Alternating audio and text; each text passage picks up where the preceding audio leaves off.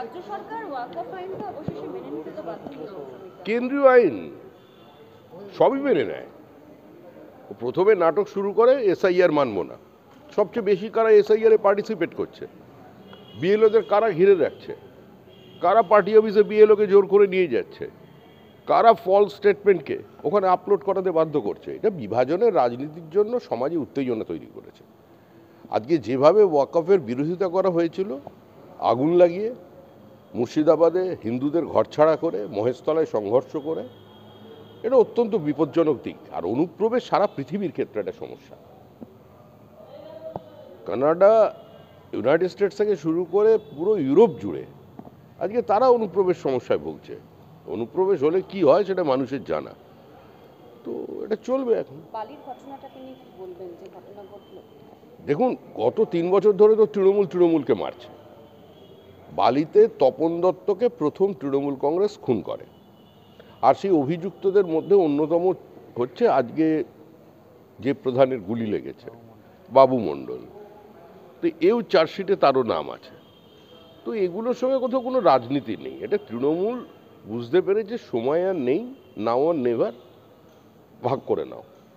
তো সেই জন্য লুঠের ক্ষেত্রে বিচ্যুতি হচ্ছে। 75-25 নিয়ে তো অনেক জায়গায় বিভ্রান্তি তৈরি হয়েছে। তারপরে সকলকে দিয়ে খাওয়ার একটা ব্যাপার থাকে, সেটার মধ্যে বিচ্যুতি, সেই নিয়ে মারামারি। মালদাতেও দেখা যাচ্ছে যে প্রকাশ্যে অস্ত্র নিয়ে কলকাতা, হাওড়া, মালদা সর্বত্র হবে। যত ভোট এগিয়ে আসবে তত হবে, কারণ তৃণমূল জানে সময় শেষ।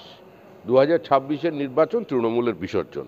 এটা তৃণমূল বুঝে গেছেন, মুখ্যমন্ত্রী বুঝে গেছেন, উত্তরাধিকারী বুঝে গেছেন, সবাই বিষয়টা জানেন। যেখানে আইন শৃঙ্খলা বলে পশ্চিমবঙ্গে কিছু নেই।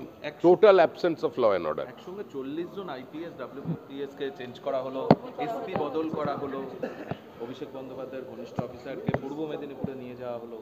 সবভাবে চেষ্টা করে দেখছে, কিন্তু কোনো লাভ হবে না। ইলেকশনের নির্ঘণ্ট ঘোষণা হতে দিন। এগুলো করে কোনো তৃণমূলের সুবিধা হবে না, কারণ তৃণমূল চলে গেছে, তৃণমূল চলে যাবেই। তৃণমূলকে কেউ কোনো অফিসার আটকে রাখতে পারবে না। পুলিশকে দিয়ে তৃণমূল এতদিন সংগঠন চালাতো, নির্বাচন করত। আরেকটা তাৎপর্যপূর্ণ ঘটনা, যে আসলে যে অনুব্রত মণ্ডলের ওটা উক্তি ছিল না, ওটা যে তৃণমূল কংগ্রেসেরই বক্তব্য, তাদেরই এজেন্ডা।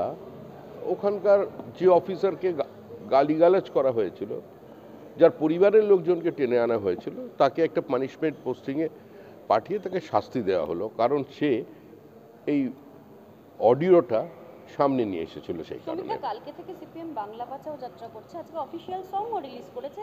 রাজ্য জুড়ে তারা বলছে বাংলা বাঁচানোর জন্য তারা জাঠা করবে। হ্যাঁ, জাঠা, রেড ভলেন্টিয়ার অনেক কিছু করেছে। এখানে জাঠা করবে, আর দিল্লিতে গিয়ে তৃণমূলের সঙ্গে হাতে হাত ধরে ইডি সিবিআইয়ের অতি সক্রিয়তা নিয়ে একই মঞ্চে দাঁড়িয়ে কথা বলবে। কিন্তু বাংলা বাঁচানোর কথা তো আপনারাও বলছেন।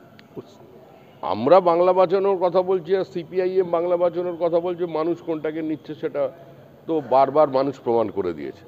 2019-এ যে বাইনারি সেট করে দিয়েছে সেটাই অব্যাহত। আমরা আবেদন করছি সিপিএম, কংগ্রেস, তৃণমূল কংগ্রেসের সমস্ত কর্মীদের কাছে। তৃণমূল কংগ্রেসকে এই কারণে বলছি, কারণ যারা ঘামরক্ত ঝরিয়ে ওই ঘাসফুল দেওয়ালে এঁকে মমতা বন্দ্যোপাধ্যায় এবং তার দলকে রাজ্যে প্রাসঙ্গিক করেছিলেন, প্রতিষ্ঠা দিয়েছিলেন, যারা 14 বছরের ক্ষমতার অমৃতরস পান করেনি, তাদের উদ্দেশ্যে বলছি, বাংলা বাঁচান।